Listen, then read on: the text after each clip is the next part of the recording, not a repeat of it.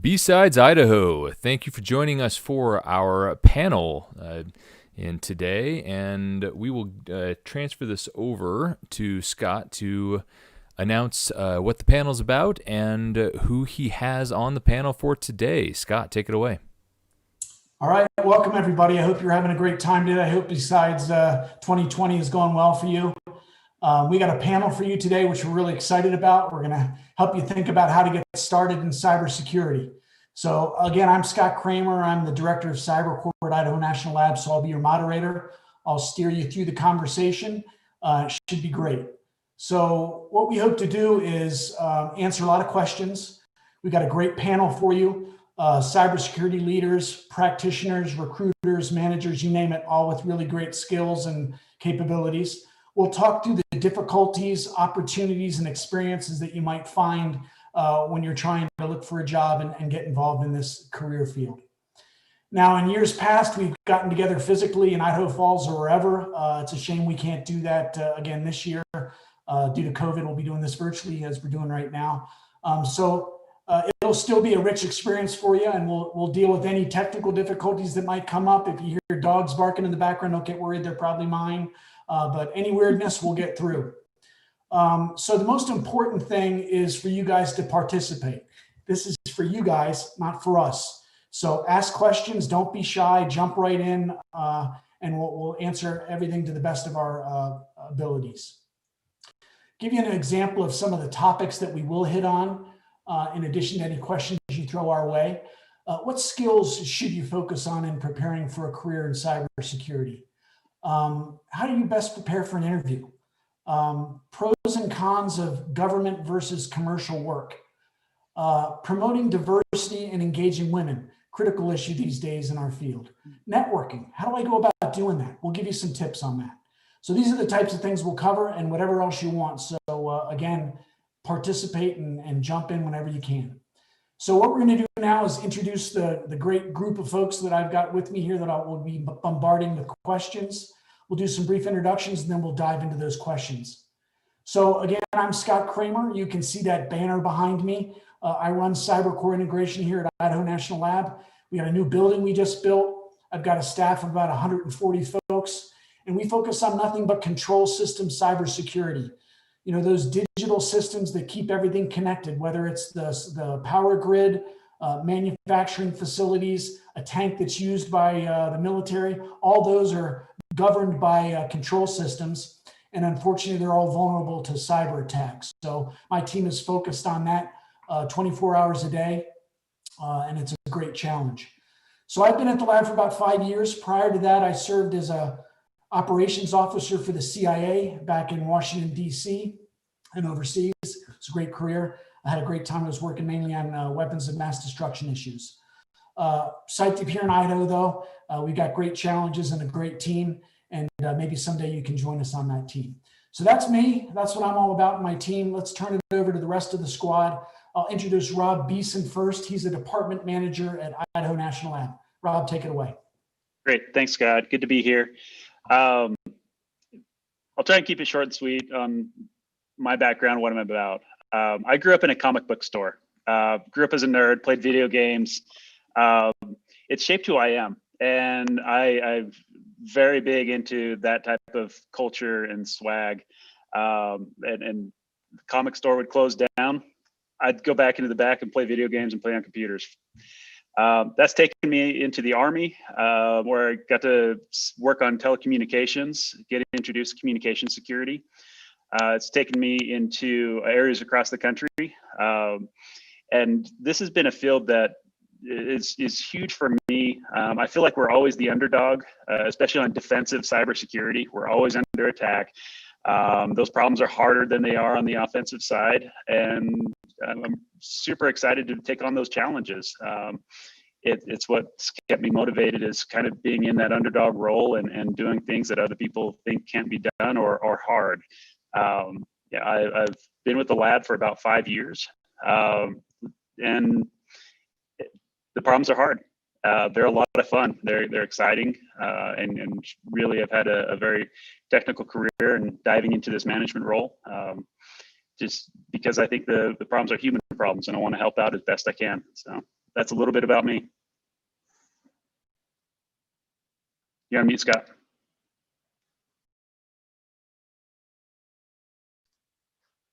Sorry about that. I promised that wouldn't happen, but hey, I'm a history major. So let's move on to Dominique Clark, founder and CEO of Black Mirror Consulting. Okay, so I am Dominique Clark, and I have actually had the unique pleasure to work with a lot of the people on this panel through INL. I, as Scott said, am founder and CEO of Black Mirror Consulting, and I've spent the last 25 years, which is absolutely ludicrous that that's even possible. 25 years in executive search and technical search, with about the last just over a decade in cybersecurity talent acquisition. The practice at Black Mirror is nationwide, and our consultants are everywhere from Atlanta to Seattle, both coasts. And we work almost equally in government and industry, and we know talent, especially in cybersecurity. So if you've got resume questions, how to set up my interview, all those things, we've got you. Thanks, Dominique. All right, let's move on to Lydia Spears. She's a cybersecurity professional at INL. Yeah, hey guys, I'm Lydia. I'm a recent Idaho State University graduate where I got a master's of business administration with an emphasis in cybersecurity. During my graduate studies, I interned for Idaho National Labs, where after I graduated, I got a full-time position in the Infrastructure Assurance and Analysis Division. I now work as the critical infrastructure analyst. My undergraduate was actually in law and constitutional studies. I was a bit of a poli-sci nerd. I started coding as a hobby, and as soon as I learned how to build something, I wanted to know how to break it, which brought to light to me how important it was to be able to secure information across the board. So now I'm in cybersecurity and I love it so far. Great, thanks, Lydia. Let's move on to Sage Havens, another cyber professional at INL. Hi, I'm Sage Havens. I work as a cybersecurity researcher at Idaho National Laboratory. I have a bachelor's in computer science from Oklahoma State University and a master's in computer science from the University of Tulsa, with an emphasis in cybersecurity. The bulk of the work I do focuses on software reverse engineering, machine learning, and development. So as a researcher, I'm usually tackling new and unique technical problems which require novel ideas and methods. I work in binary analysis a lot, and I take apart assembly code to trying to find an answer, and work on developing new tools to help the reverse engineering process go faster. I think the bottom line is I really enjoy what I do. So thank you all for having me on this panel. It's great to have you, Sage. All right, last but not least, we've got Mark Stacy. He's a cyber professional at Dragos and internationally known fly fisherman. Yeah, your payment will come in the mail, Scott. Yeah, Mark Stacy. I got my formal education in math and computer science, and then I was at PNNL, INL's neighbor up in Washington, for about 7 years, and then I jumped over to the private industry. Technical past, but I really kind of jumped into consulting.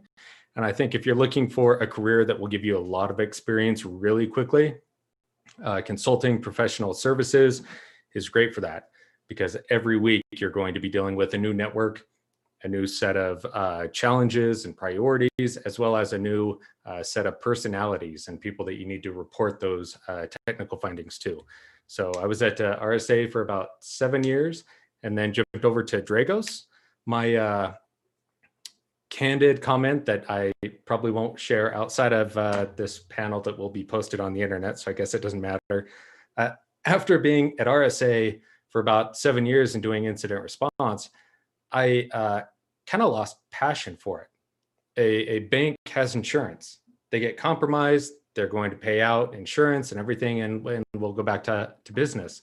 And I got tired of the kind of turn the crank. To Rob's view, cyber is the one field where they kind of blame the firefighters when they show up to help the building on fire. And so I joined ICS, I think similar why Scott and Rob are there, because that's real impact. that has nation security, it has safety, impact, and the whole lines between safety and security are kind of blurred. So that's all I've got. Thank you. Perfect, Mark. Thanks, guys. All right. So that's the squad. You can ask any questions you like, and I'm going to jump in with some of my own right now as you guys get fired up for this. First one's going to go to Lydia. Lydia, what are some key skills to focus on when preparing for a career in cybersecurity? Yeah, so career paths you can take in cybersecurity. For all of them, you're going to need a really good mix of both soft and hard skills. So soft skills, you want to focus on networking. I'm sure we're going to touch more on this later because it's so important. Communication, problem solving. When you get into the more hard technical skills, you can start off with some basic network infrastructure. There are some good certificates you can study for and take, Network Plus, Security Plus being just a few of them. Then you can look into penetration testing, network forensics analysis, and dive into whatever path you want to take, but those are some basics. Great. So let me follow on with that. What about a potential roadmap for education, training, certificates, that type of thing? Yeah, so there you can take a lot of university courses in your undergraduate or graduate degrees, certificates, like I mentioned, Network Plus, Security Plus. That'll lead you into CISSP if you go into an interview with a CISSP. It's going to put you, and you guys can disagree with me if you want, but a couple notches above someone who doesn't. Internships will help you lead into career. That's how I got my position at Idaho National Labs. Yeah, those are some starting points. Great. Hey, before we jump on to another question, anybody else on the panel have anything to add on that? One quick thought. Go ahead, Mark. So when I think of incident response, because that's where my background was, I kind of thought of 3 buckets of knowledge: host, network, and reverse engineering or malware. And I've known maybe one person in my entire life that is a master of all, but generally one doesn't stand out over the top. If you know host forensics really well, great. You're probably going to have some proficiency in networking and reverse engineering as well. So it isn't too important when you focus. Pick the one that you're passionate about, and by property of association, you'll need to learn the other ones as well. Or you will learn them, not that you need to. That's great. So before we move forward, I'll just emphasize something that Mark just said. Hey, be passionate about what you're doing. When you guys are choosing what you want to do in college, in a career, if you're not really digging it, it's not worth your while. Get after something that you really love and care about. If it's cybersecurity, do it. But it really, don't let anybody else pressure you into something you don't want to do. What you want to do. That's my suggestion. So Mark, while you were talking, I got another question for you. Let's talk about the advantages and disadvantages of government and commercial work. I think that'd be interesting for folks to hear about. Yeah, thank you, Scott. I started in the government just naturally. That's where I went. And the move to private industry took me, I would say, a year or 2 years. It was substantially different. The scope is different. The pace is different, but the grass isn't always greener. Now I love hiring people out of the government because they have a certain discipline. Their technical writing is better. Their procedure is better. They're better at, I mentioned this earlier today, kind of building the plane while it's in flight. They understand executing and documenting that for the people that come after. And so I think a lot of people in the government complain about the red tape. When I was hired out of the government, my boss was very candid with me and said, I hired you because of that red tape. I want you to come in and bring that discipline and the structure to us as well. So right out of college, I love it if people jump right into the government. I kind of see it as like a schooling. You learn discipline, you learn analytic rigor, as well as kind of formal company structure. So one not better than the other. There are advantages, but don't be naive that you're gaining valuable experience that would be useful in the other sector or vertical as well. Excellent. Thanks for that. Hey, I see I some. want to add to that. Actually, so when I'm talking to people coming out of both sides, I'm hearing a lot of folks coming out of government saying, "Gosh, I wish I could just keep this mission. I'm not excited about going and making widgets for some random company. I want to do something good." And that's difficult to find sometimes in industry. But industry like banking, for instance, can have just absolutely incredible, beyond the pale technology. That cutting edge is sometimes missing, especially on the military side in the government. It's really where you want to be. And I agree with you, Mark. It is all about that blend. If you can get a blend of both worlds, that 360 view will take you anywhere. Great. Hey, a question came in before we move on. How important are time management skills to a career in the industry? So anybody can jump in. So just taking that kind of really fast, critical, being able to balance your time, prioritize.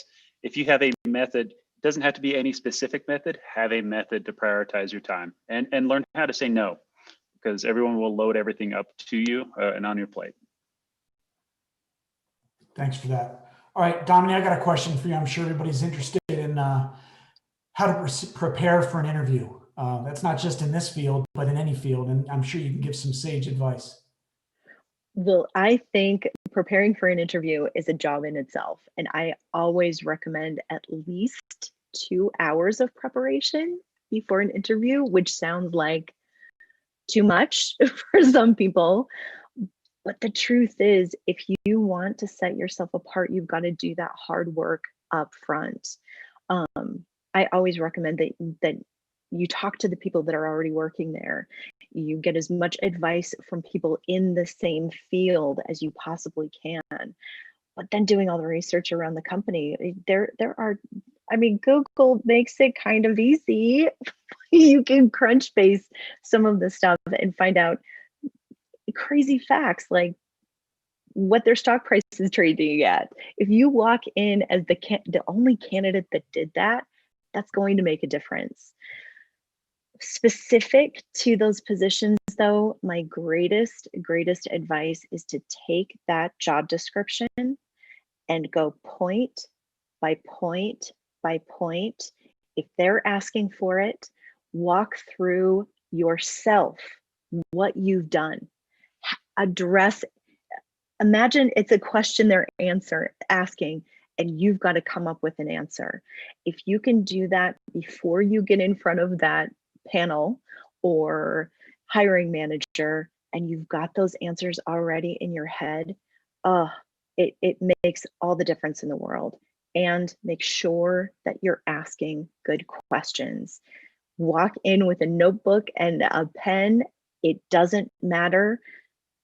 You don't need to worry about looking silly if you are asking smart questions. And all of that research will at least net you 3 good questions. And then dress the part. That's great. Thanks a bunch. Hey, Mark, what do you look for when you're interviewing candidates? Similar to what Dominic said, I look to see that they did some research into the company. I put a lot of stake into the questions they ask because I see it as a bilateral interview. If they don't ask good questions, then they don't have their pick of where to work. They're not interested in learning about us to see if it's a good match. And so I put a lot of stake into the questions and really again, how quickly they can adapt and learn. I'm not a fan of interview questions, like I said earlier today, on what Nmap flags are used or what specific technologies you're used to. I like methodology questions because that shows that they understand the foundation, and the technology or the specifics used can be learned quickly and then forgotten. But as long as the foundation is there. So even if it is a technical question, tell me about the netstat flags or Nmap flags, if they can transfer that to the methodology and why they would use it, not what, but why, that's what I really look for. Excellent. Hey, I'm just going to chime in with one thought here. I can tell you that, you're going to have technical skills. We've talked about those and what you need to do to get ready. I can't emphasize enough how important your communication skills are. So as you're learning, going through high school, college, whatever, pay attention to your public speaking opportunities and so forth. Your confidence, looking people in the eye and being able to put together good thoughts in an interview is pretty critical, in addition to your technical skills. Any other quick thoughts on this topic? One thing I want to add is passion. You can teach skills, but you can't teach someone to be excited about what's going on in that environment. If that's something you really want to be doing, make sure whoever's interviewing you knows it and knows that maybe you've got a crazy cool network at home, or you've been doing CTF challenges on the side. Make sure your passion comes through. Great. To kind of piggyback off of that, I know when we're hiring in my group, what we look for, and one of the reasons I got my job is I didn't have a lot of experience, but I spent Friday nights on a Discord channel with some friends doing CTFs together. And that counts as experience to a degree. Like when we ask people, like, yes, a degree is great, certification, great. What we care about is that you have a personal interest in it outside of work or outside of school. We want to know that this is just what you love to do, because if it is, you're going to be really good at it. So, that's excellent. Thanks. So I've got a question coming in from outside. So we're going to start off with Sage and then turn it over to Lydia. For the ladies on the panel, if you were mentoring a female student who is interested in cyber but feels out of place, what would you say to help her gain or build confidence? One, I would say welcome to the club. I was one of the only females in my undergraduate class that graduated with a computer science degree. I doubled diversity in my group when I got hired. So it's just going to happen. For the confidence part, let me just kind of start over a little bit. So I have lots of thoughts on this. As a woman in this field, like, you're inevitably going to find yourself surrounded by men. Most times you're probably going to be the only woman in a room. You may be the only woman on an entire project. You're probably going to find that you're a little more easily dismissed than your male colleagues, or your knowledge is more often questioned, or you have to work harder to prove your research.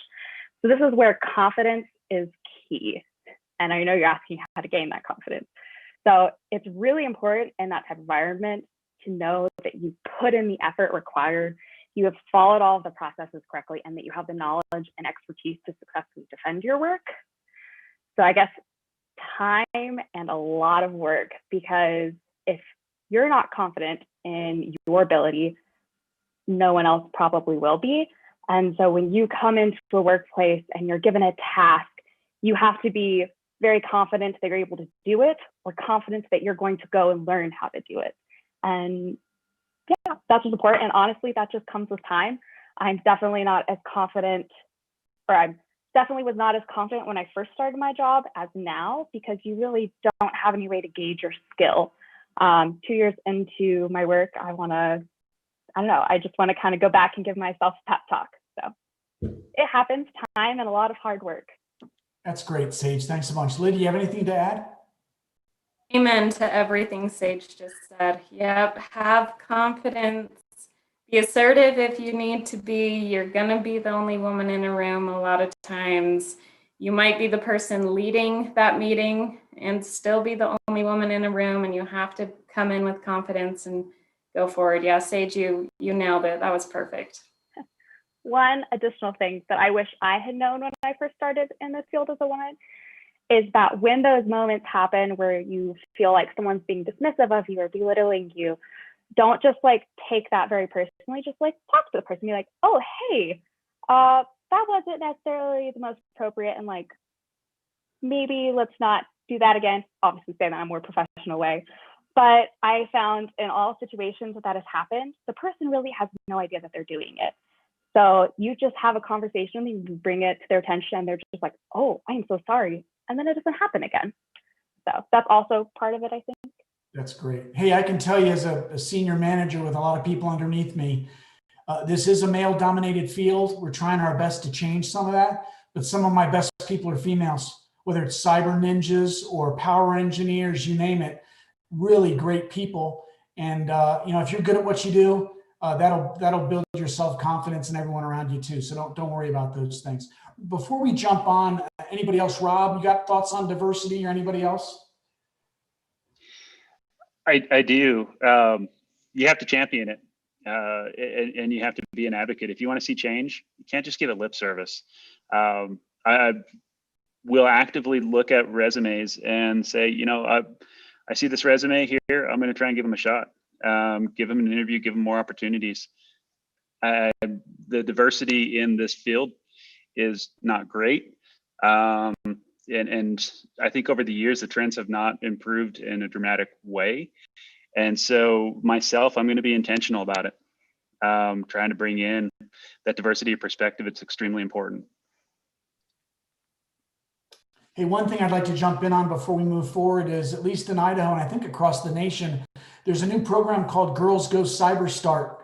If you got questions about it, you can go to the conference organizers, but it's for high school girls, and guys can do it too. I don't think it's limited just to girls. They might have even changed the name this year, but it's a really good opportunity to not only be able to dive into cybersecurity and learn some skills online, but team and all that type of stuff. So if you're interested in that, jump on the site and ask the organizers. They can direct you to that, and I'm sure your teachers might be able to help you as well. All right, we're going to move on. There's some questions coming in that are similar to ones that I was going to ask, so I'm going to blend both of them. So this is a good question that everybody can answer. What motivated you to seek a career in cybersecurity? Rob, you discussed that a little bit in your intro, but Mark, why don't you jump in a little bit on that? I remember the exact instance, which it's odd. I'm still in my prime, but this is many, many years ago when I didn't think I was old. I remember my father hooking up the internet, and we could hear the old kbps modem pinging to dial up. And we had a Windows 98 machine. And they were working on getting the internet stood up, I think it was SRVNet, a local ISP way back in the day. And I was playing around on the computer, and I realized, I don't know how I found it. I could go into regedit 32 on Windows 98, and you can see everybody's files without their password. And it was at that moment I thought, I'm not supposed to be seeing this, but I can. And it was it worked out okay, but it was a potentially, kind of devious way to get into the field. From then, I always liked math, and I was passionate about it. And so it was a logical transition. I think recently, to my other comment on staying motivated, is getting into impact. And I've heard others shamelessly plug, so I will as well. Dragos, the exciting thing about there, one day you'll be pen testing a giant autonomous vehicle that drives down in the mines. Next week, you'll be working on roller coasters, and then an offshore oil rig. And so there is a lot of excitement out there. And it isn't, you have to know host or network or malware. You can contribute to it regardless of your background. So while very hard to get into, I think cyber is also one of those areas where no matter what your background is, there's something to contribute. And so if it is of interest, you can tip your toe in, and a lot of different roads you could take. It doesn't have to be one specific yellow brick road that gets you into the field. Great, thanks. Anybody else have different angles on what made you jump in?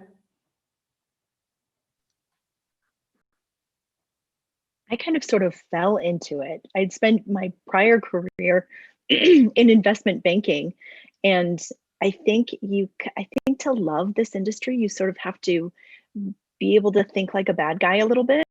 And between investment banking, you kind of have to think like a bad guy. And cybersecurity, you definitely have to. I love the diversity. I love that there's so much more than just what's on the surface. And I frankly fell in love with the community. There are so many crazy, cool, super smart, fun people that all get together in this one place, and it's like nothing else. There's no other industry like it. Great. I'd like to add mine. It's a little bit more simple. So when I started my undergraduate career, I had no idea what I wanted to study. I have a very logical brain, but I also really enjoy creative activities and I love design.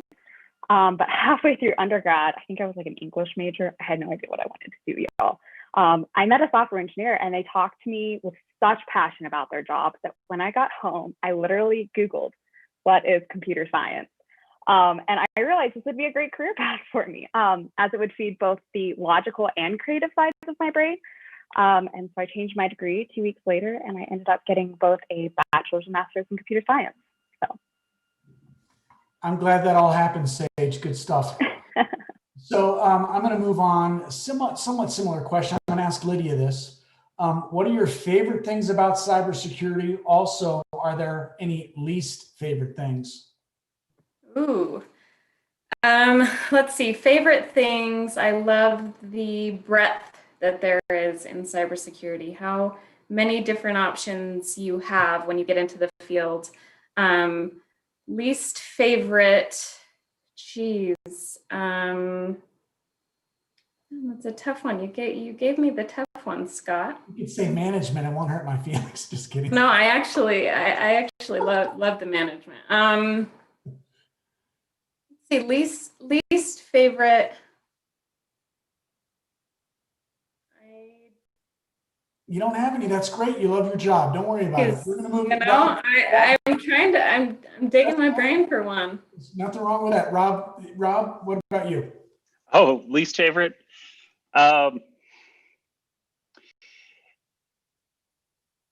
Probably communicating to C-suite that the investment in dollars and priorities are needed, right? Beyond a security theater, there's a lot of investments and communication challenges that there are. When you make those wins, you feel really great.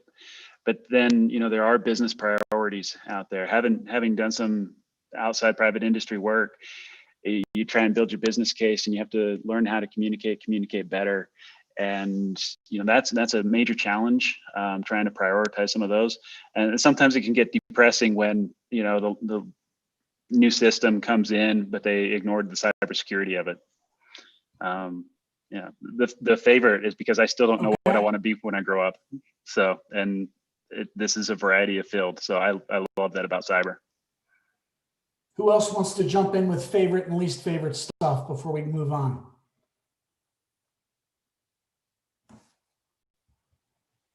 I hope my internet is stable because I'm getting signs that maybe it's not. So hopefully that I don't go down. All right. So the next question is I'm going to make a comment. So collaboration is key in this field as it is in everything. And so this is one of my least favorite things. It might sound a little corny, but it's true. And sometimes I fall prey to this. Human beings are competitive by nature typically.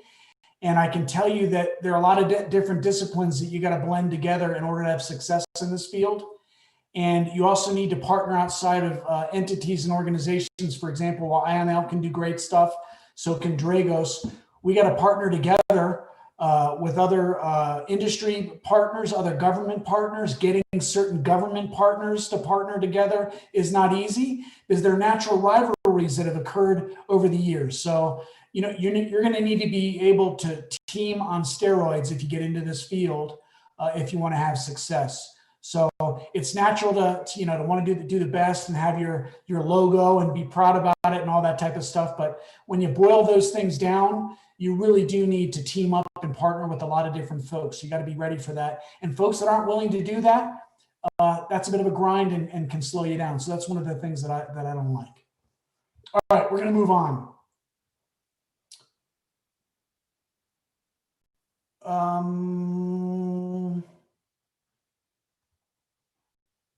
So here's a question that's come in. What types of activities do you do outside of work and formal education to hone your cybersecurity skills? Sage, do you do any of that? I think you're on mute. Yeah. So what I do outside of work, I usually do CTF. I just enjoy the puzzle of it. And I read textbooks. Very lame, but it works. So It's old school. All right. What about you, Mark?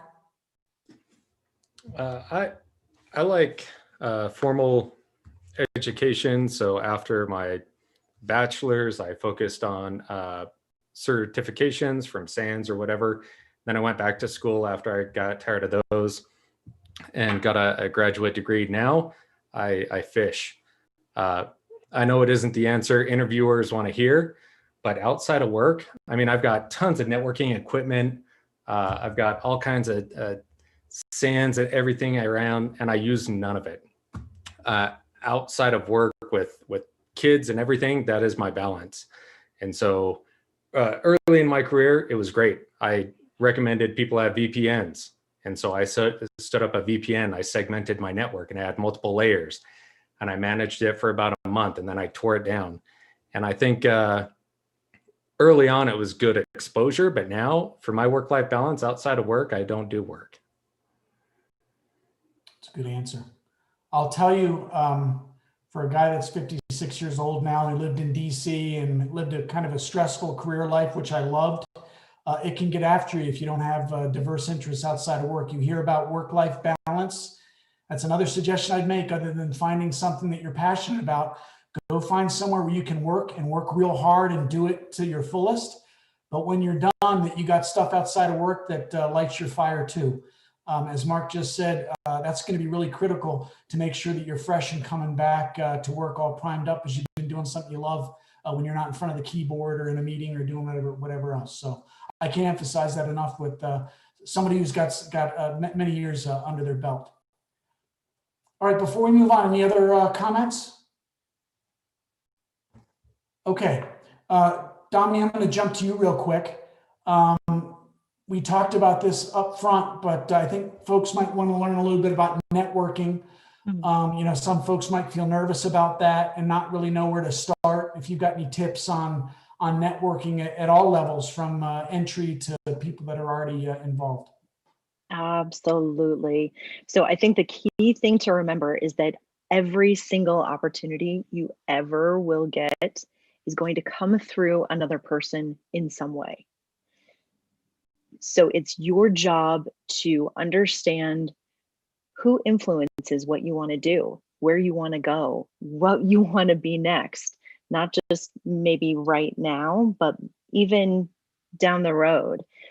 Cultivating a group of people that even if it's 3 or 5 people where you can reach out to them on a regular basis, ask questions, make sure that you're staying connected with a core group of people, and then watching that feed off of that core group. I think kind of back to one of the original questions about what do you do if you're the only woman in the room and you're kind of nervous about it. This is the same thing as networking, and you do it anyway. You just do it scared, and you pick up the phone or you reach out to someone on LinkedIn.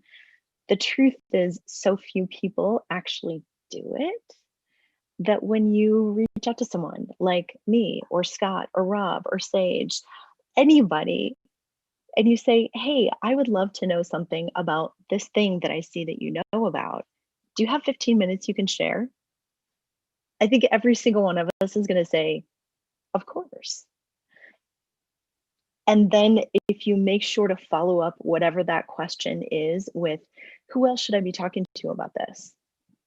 And then actually do it and go to that next person and say, hey, Sage said you might have some information for me around this. Do you have 15 minutes? People love to talk about themselves. You don't have to ask them for huge, like, I need to borrow $20. You can ask them for key pieces that they know and they know well, and they'll give it to you. It's easy, but you're going to do it scared. Do it anyway. That's great, Dominic. Hey, Dominic was just kind of dancing around mentoring a bit there too. Critical thing. I don't care where you are in life, whether you're still in school, whether you're new on the job, or whether you've got 20 years under your belt. You should have a mentor, and you shouldn't just have one mentor. Have a couple of different mentors that you can rely on and trust. It doesn't need to be your boss. You can learn plenty from your boss. But and that's what teaming is about too. When you're part of a team, hopefully there's some mentoring going on there. I can tell you, someone that's come into an organization in the last 5 years, mentoring doesn't come naturally. People got their nose to the grindstone. They're getting stuff done. They got deadlines. I don't want to hear about it. That's not going to work in this day and age. And in the cybersecurity field, and particularly in control system cybersecurity, we've got a shortage of workforce. We don't have enough people out there. So we're doing a lot of workforce development at the high school level, college level, and folks that are already on the job. INL does some of that, so do many other folks in industry. We need to mentor our butts off to share knowledge. So you're lucky I don't charge you for these tips, but this is something that will be good for you for your entire career. Get yourself some mentors. So more on networking, mentoring, anything. Anybody want to jump in? So I want to just add to that mentoring. I am working on a chief information security officer position, and it is one of the most difficult positions I've ever worked on. It's just got so many pieces, and is requiring not just an A player, but an A+ player. And I'll tell you that every single one of these people has at least one mentor currently, and mentors that they can reference that have evolved them over time. It is critical. If you want to be amazing in whatever you decide to do, find someone else who's already done it and can help you skip a couple steps. That person sitting at the top of the hill watching you struggle to climb up, and they already know a couple of answers that would help make your life so much easier. Don't be afraid to ask for that. And it doesn't have to be a huge Sisyphean task for that mentor either. It can be 15 minutes on the phone every month or lunch every quarter. It doesn't have to be huge, and most people are willing to do it. It feels good to help someone else skip a couple steps. Good stuff, Dominic. Thanks. And I think it's important to note that it goes both ways. Don't sell yourself short. You can be a mentor to a peer, to your boss. It doesn't have to be based on seniority or anything else. Be a good mentee, but be a mentor as well. As soon as you get a foot in the door, do the other part and give some back as well. 100%. That's awesome. All right, we've got some questions coming in from folks. I don't want to lose track of those. So here's one. As a software developer who wants to build more secure code, hardened code, what should I learn in cybersecurity to help me do that? Mark, why don't you jump in on that to start? If the take is on the development side, I would learn how to break it. Similar to what others said, know what a buffer overflow is, know how cross-site scripting works, not the details, but know the idea and the methodology. I think like string length versus string M length or string X length, those details matter.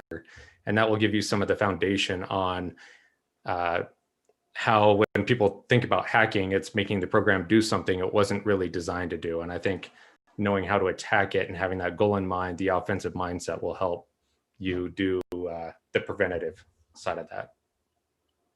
Great. Hey, Lydia, I saw some nodding going on. Do you have anything to add? Yeah, as soon as you learn how to build it, break it apart. Look at its pieces. You'll know how to put it back together, just like what Mark said. That offensive side, learning that helps you on the defensive side so much. Great. How about you, Sage? Anything? Probably not the same. I learned how to break things far before I learned how to make other people hopefully not break the things that I build. So Sounds like we've got some good psychological profiling going on here. That's good stuff. Rob, anything different?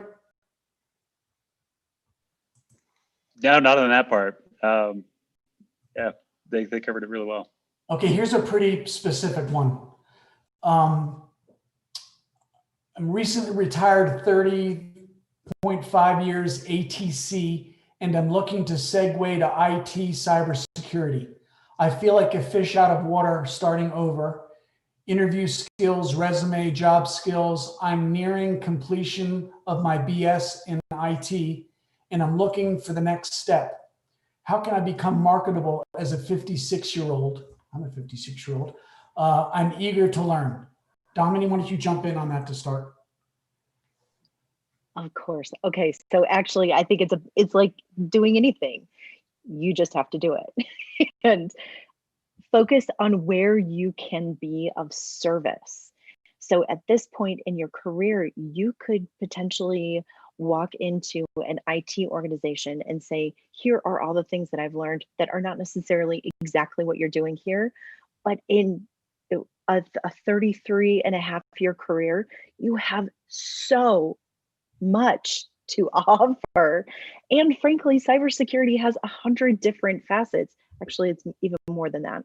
There are so many different domains. You don't necessarily have to go into coding and scripting. You can go into project management.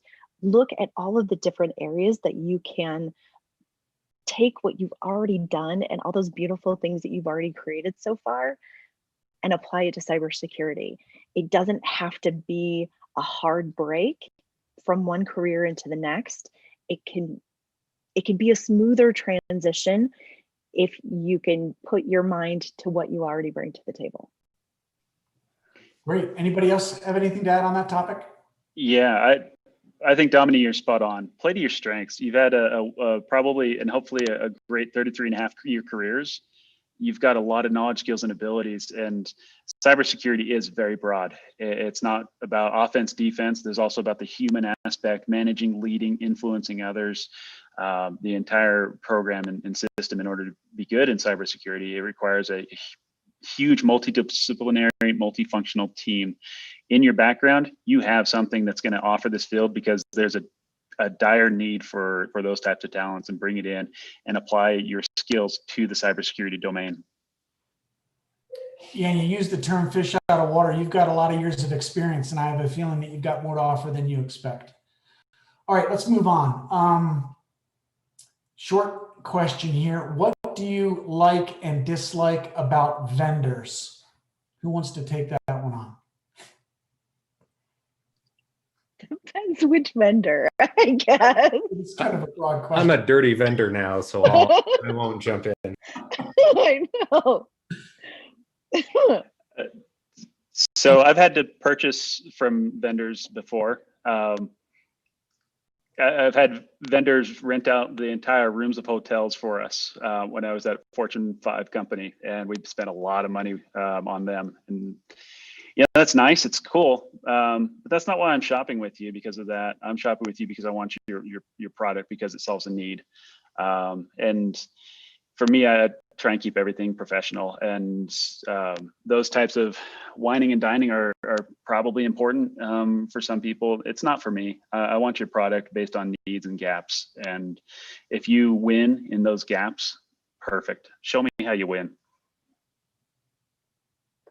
Anybody else? All right, let's keep going. If someone starts in cybersecurity, how do they navigate their way into the cybersecurity role they desire? Are there any tips on this from the panel? Networking and mentoring. Those are the best. It doesn't matter where you come in. If you have your eye on a different prize, find somebody who's already done it. Talk to people about what you want to do and make it happen. But everything's going to come through another person. So you've got to find the people who can help you get there. Also, depending on your level of experience and how you're planning on coming in and where you're going to come in, don't be surprised if you stick and move pretty quickly or several times in your first several years. As a manager, one of the most important things is enabling people to do what they do best. And somebody might come in to a job and they're a program manager and they've been doing that for a while, and they realize, that's really not my thing. Or maybe they don't even realize it. And a good manager or leader helps them get into a role where they thrive and do better. So a lot of times people get stuck in niches that they think they need to be in, and they're not doing what they're best at or what they love. So, keep your eye on that as you start your career as well. Just because you think you're getting into the cool job, it might not be the right thing for you after a year or two. Don't be afraid to change. And don't be afraid to ask for good feedback. Actually, Scott, I love that. So you might be in one role and someone on your team or your manager might be able to see that you've got 6 other things that you do so well that are above and beyond what's available on the rest of the team. Taking that feedback and translating it into playing to your strengths, like Rob said. What's next? What's going to be good for you specifically? Great. Anybody else?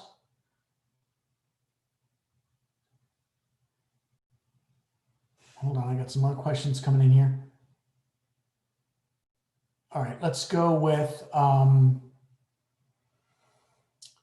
what is INL's take on professional certifications? Are they needed? Which are the best and most useful for landing a job? So Lydia, why don't we start with you? Yeah, I think I mentioned a few at the beginning of this.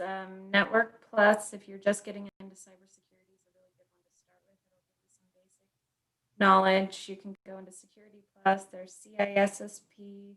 There's SSCP. Lots of other tests with different letters that you can take. I know INL values them. Take as many as you can before you graduate during your studies. And like right now, I'm studying for my CISSP. I take it later. COVID kind of pushed my timing back on that. But even after you get a job, keep pursuing it, keep learning. They're great things to build your knowledge with. Great, thanks. What else? Anybody else on certificates that would be of use? Oh, if you're interested in project management, the PMP is highly valued. So that's just one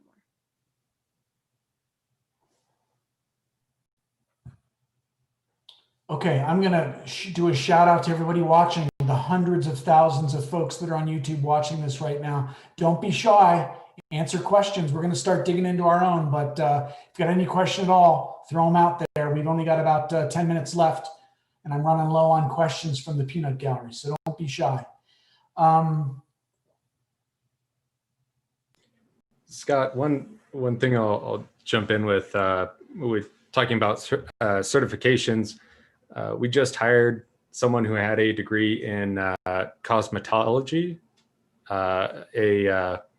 I don't even know how to say it, attestation, whatever, the esthetician. Yeah. Esthetician. Great background. So the diversity is wide. And I know, like people asked about INL, a lot of the DOE laboratories have certain requirements to get within a certain area or a certain, salary band. You have to have a degree, but it doesn't matter what the degree is in. And so regardless of what you have, you don't always have to go back to school. You don't have to have a computer science degree. Go get some of the SAN certs or even hack the box, get to a certain level, any type of credential that you can use to start the conversation. And then Dominique can say it much better than I do, but once you get the conversation started, some of the best advice I heard is don't focus on what you've done. Help them visualize what you can do for them. And so you can transfer the position, not these are the certifications I have. This is how I apply what I know to what you're trying to do. All right, we've got an incoming related question. How do you study for certs on a budget when the classes and books can cost a good amount?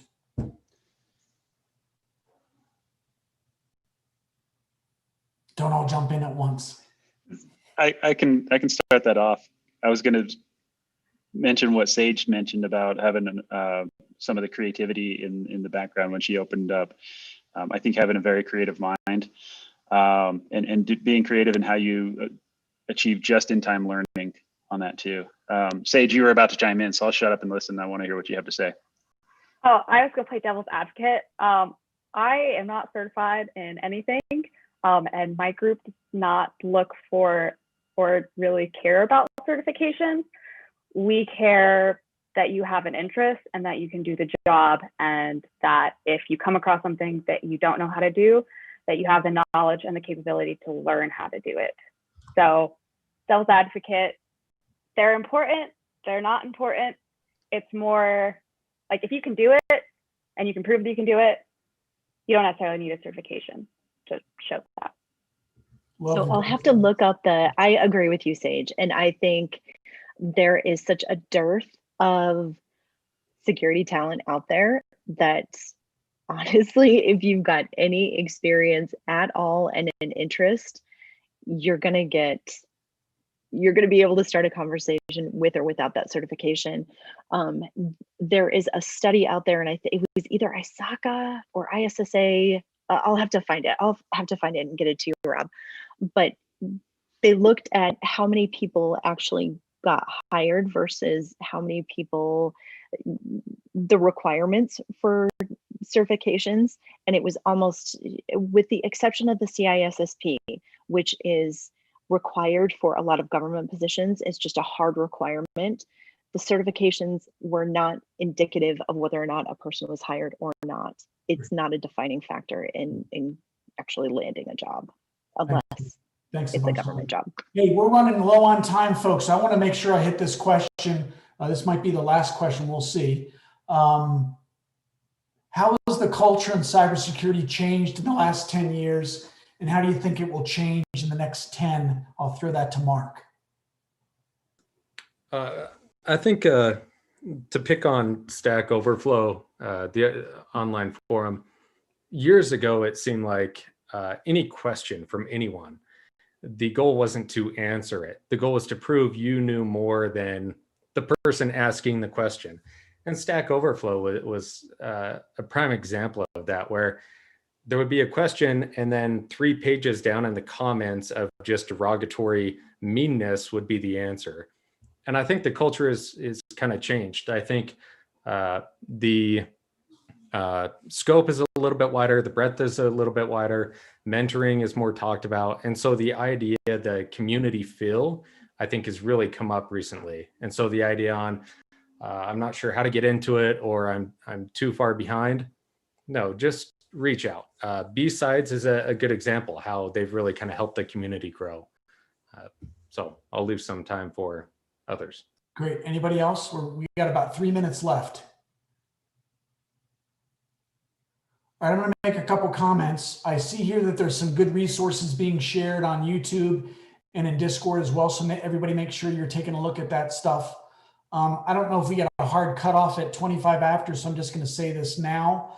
Go to Discord or ping the organizers if you have any follow-on questions. Sometimes you get a question after this stuff's over and you're dying to ask it. They can get you in touch with us and we can try and answer those.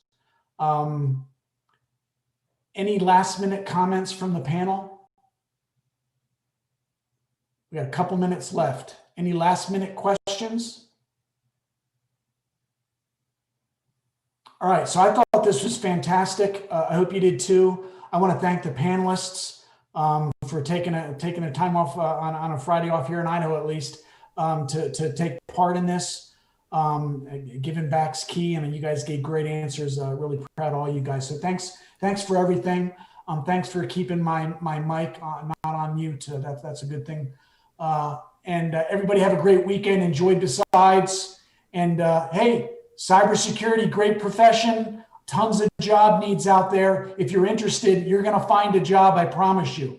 So study hard, get those skills, and we're going to be hiring not just us at INL, but the government, private sector, you name it, really great paying jobs for the next decade. So get after it. We need your help. All right. Thank you, panel, very much. This has been the How Do I Get Hired in Cybersecurity panel for B-Sides Idaho 2020. If anybody has any questions, feel free to keep dropping those in, and we will